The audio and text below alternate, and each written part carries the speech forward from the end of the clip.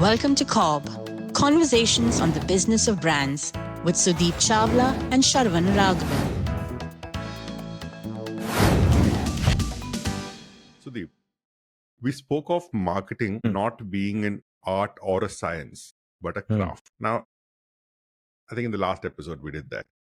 But I have a question. If you agree that marketing is neither an art or a science, how would you define that the practitioners, as well as the people who are observing from the outside, maybe even the enthusiasts, are equally excited about it? I asked this specifically because art is always exciting the enthusiast, and the science is always exciting the practitioner. What's it with marketing that both of them get excited? Actually, while the last time you said it is a craft, I believe that it's at a good marketing is always at the right confluence or the right combination of art as well as science. Yeah. Okay. When I say that science comes because there is a lot of strategy that goes into marketing, and art because good marketing relies on great ideas. So you need a lot of creativity to flow in. And when both of these come through, that is where marketing kind of works. And I think that is why it appeals to both enthusiasts as well as the practitioners. Fair. I mean, it's a reasonable argument to say that's why it excites both of them. But I have $1 million question. What makes a great idea? I think before we get into what makes a great idea, I think it is important to also define what is a great idea. Fair enough. Yeah. Yeah. So all of us know, and people say this, okay, great ideas can come from anywhere, everywhere, etc. So that's inspiration, wherever it can come from, creativity, whatever you call it, right? But I think great ideas are always at the confluence of great strategy and great creativity. Okay. That is where both of them stand. For example, and let me start with an example first so that people don't think that we are generally faffing into the air. One of the examples that we can use is the Surf Excel campaigns that we have seen over the years. When you talk about Daag Acche Hain or dirt is good, it is a result of great strategy because they want to talk about dirt and the fact that they can provide mothers a carefree attitude because of the fact that they have a product which will take care of the dirt or the stains, and great creativity because then they have translated this attitude into goodness of childhood, right? That having this attitude allows your children be children for longer and let them play out their childhood in the most natural way possible. Yeah. So therefore, I think this one works because it comes at the great confluence of great ideas and great strategy and great creativity. Is this Daag Acche Hain strategy or creative? Oh, it's both actually. And that's why it's a great idea. Yeah. And I think, see, you have to, let's talk about both aspects separately, right? First part is strategy. Now, a lot of what you and I discuss, a lot of it is strategy. Strategy comes from hyper empathization with the consumer. Apart from that, you must also understand what is your brand's role in the category, and hence what's the category ask as well as the brand ask, etc. So you want, if it's for Surf Excel, then you should understand what is the role of detergent as a category in the consumer's life, Yeah, and the role of Surf Excel in the detergent category and the consumer's life. correct. Okay. Correct. Yeah. And then, and basically this is everything that we speak about in various frameworks. Yeah. We spoke about pretty much everything. So this all helps you create a great strategy. And great strategy ensures that it gives you the right lens, right? To know whether an idea will work. And work means whether it will create the intended consumer behavior or not. When you say idea here, what does it stand for? As in the Surf Excel example, what would you call the idea here? Okay, so if you understand the Surf Excel strategy very well, right, then you possibly would receive a lot of ideas. You will be able to go through a lot of ideas, execution ideas, IMC ideas, script ideas, and you will know whether it solves for the right consumer behavior or not. Since you want the consumer to feel the benefit of a carefree attitude towards stains, you can evaluate any idea to see whether it creates that magic or not. Okay. So the kid angle doesn't come in just yet at the strategy level. Not Letting needed. kids be kids. Okay. Yeah. So it's about, it could be any idea. Actually, when you're evaluating strategy, for example, it doesn't need to be kids, right? Daag Acche Hain is not restricted to kids. Yeah, it could be husbands also, right? It allows your husbands to do what they want to do without worrying about, soiling their shirt, etc., etc. Right? So, and that's a valid idea, perfectly valid idea. Perfectly. It fits in, right? Because the strategic objective is to say, staining your clothes doesn't hamper the way you go about your life. It can, Surf Excel takes care of it. That's pretty much Correct. the strategic statement they're looking to make. Correct. Okay. Right? Okay. Now, I believe they chose the kids execution because the payoff for the mother is much better there. Yeah. The payoff for the lady of the house because of husband's carefree attitude possibly might not be as great. Mhm. But the payoff for the mother because worry free about the kids playing in the mud is much better. And I think that is why it hits home. But coming back, right? That's a strategic choice again. Okay. So we spoke about strategy. Let's talk about the other side of the coin, which is creativity, right? Now, creativity, as people would understand, is like a free flowing river. It starts off like a small drop and then slowly out of nowhere, it just starts overflowing. And, you will come up with all sorts of, when it overflows, it doesn't know the direction that it'll go into.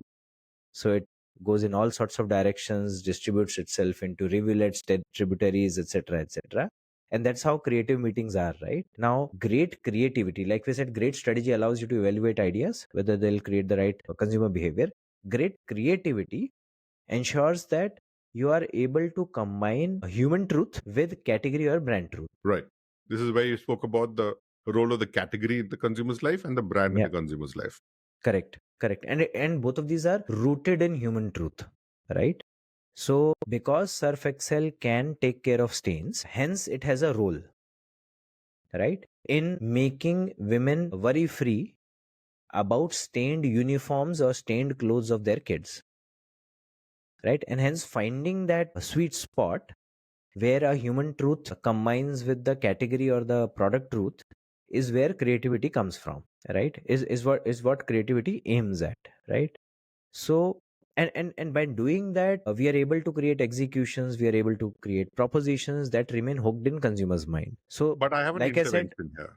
okay. I think you're giving people the wrong idea to say when creative goes all over the place. For me, I believe a creative's role is not to go all over the place, right? They should kind of stick to the business objectives, pretty much the brief that's being given. Not at all.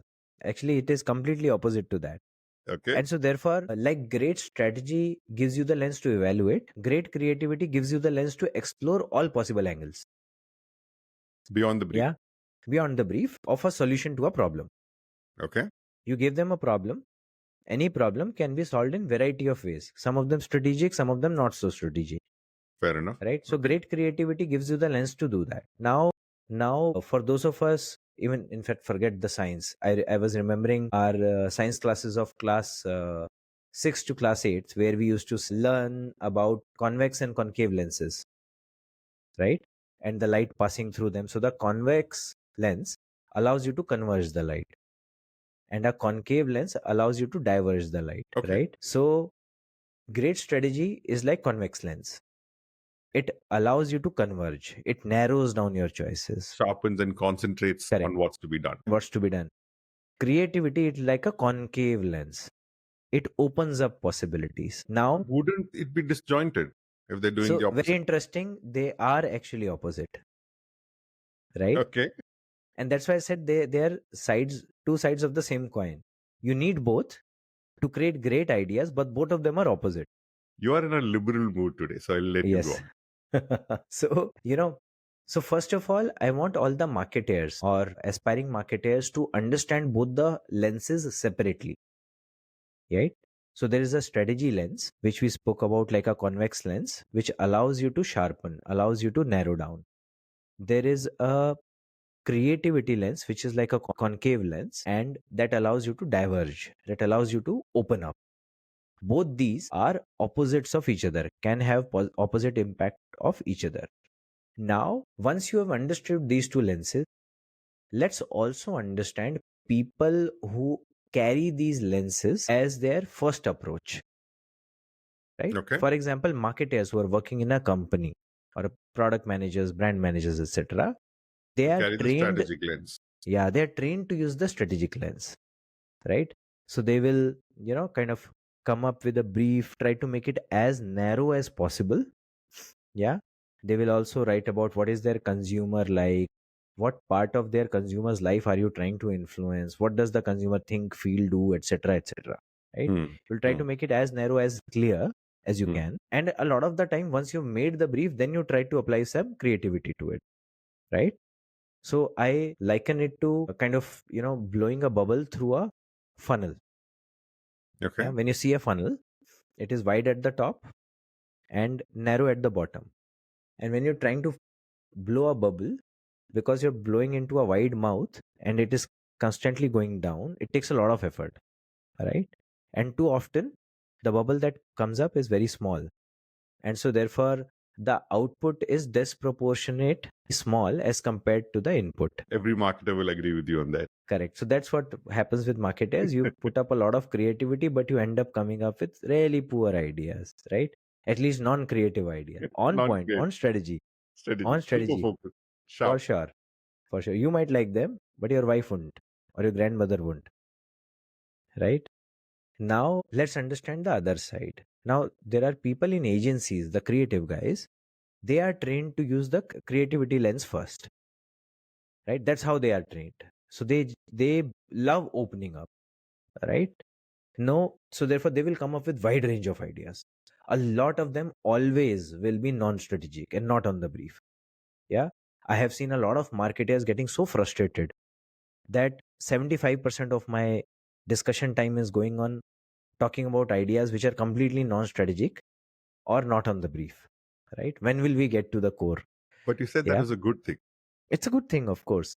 So when you understand the agency guys, that's what they do, right? Again, I want to create an analogy. They're like, they operate machine gun to burst a bubble. Now marketers blew up a bubble. Creative guys are trying to burst a bubble and they are operating a machine gun. So they will end up spending a lot of effort and end up spending a lot of bullets. There's a good chance that they might burst it, right? But they would have spent a lot of energy doing it and they would have created a lot of frustration. And sometimes, only sometimes, when they miss bursting the bubble, then they're done for, right? Despite all of this, you always go back and say that not only did agency waste our time, it wasted our resources and we were not able to create something meaningful, right? But, and there comes the but. We must Looking forward to remember, this one. yeah, we must remember that all of us actually use one or the other lens depending on our job descriptions and our experiences. As a marketer, as a creative professional. Yeah, I mean, yeah. Okay. And therefore, my appeal or my advice is for everybody is to not try desperately to change it, right? There is a reason you have that lens as your primary lens or as your default lens. Mhm. Yeah. Don't try to change it. I would say rather sharpen your lens. And as a marketer, you must learn to utilize the lens that everybody comes with. Yeah. You As in must use learn. them as complementary skills. Yes. You must learn to get people, equal number of people with both kind of lenses in the room, Mhm. such that you are able to complement them. Right? Right. Okay. So now think about this. If you need a complex arrangement. Yeah. And that's how I will describe this whole process, that if you're a marketer, what do you want to do? Right? Now that I've sufficiently confused you and told you to not change your thinking or your agency's thinking, which you desperately wanted to change. Now it starts with the marketers. Please Okay. apply your strategic lens Okay. and create a good tight brief. No problem with that. Right? See, okay. But you're saying it is okay if the agency or the creative people do not adhere to the brief. Yes. How's that? Then why spend so much effort putting the brief together? I'll tell you. So Okay. first you give them a tight brief. Okay. I think we have spoken about in the past where we said the brief should not be very brief. Right? So therefore, once you made the brief, then use whatever creative lens you have to try and inspire them. right? Narrate them the brief rather than sending them the brief. Give them a good narration, try to inspire them, try to make them feel what you want to say rather than just hear or listen, right? Once you've done that, then you leave the creative guys to do their bit, right? Now, there was and I think I've spoken about this before. I was listening to Ed Sheeran Hmm. in an Okay. interview, giving an interview, and somebody was asking him how Ed Sheeran possibly has the record for most number of consecutive hits. Okay. Yeah. So somebody was asking him, how do you come up with so many hits? And he said a very interesting thing. He said that I don't come up with so many hits. It's just that I never stop making music. Yeah. I just know which ones to release.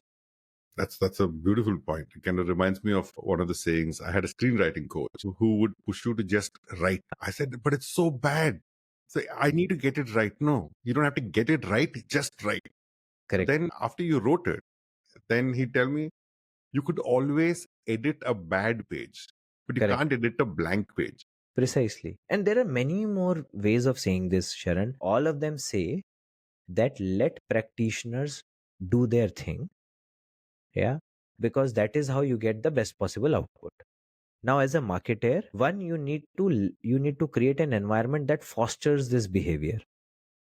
Let them open up their creativity lenses, let them articulate their thoughts, let them come up with such ideas. Don't frown on them at all. Number two, I would in fact say there are a lot of times when I'm sitting in a meeting and when I hear an idea that is non-strategic, but it catches my attention because the idea is so nice, right? And when it is so nice, I desperately try to find a way to fit it into my strategic lens. I tried to find what can I change in the idea such that it fits into the strategic lens. So you're saying reverse engineering is possible? It is possible. Even though your brief is written already? Correct. Because you know the strategy well. You found an idea which is very interesting. Somehow the way it has been articulated or crafted does not fit the strategy completely. So therefore, there is a possibility where you are able to make changes to the idea such that it retains the original beauty of it, the confluence of human insight and category or product insight or product truth, and it fits to the strategy also.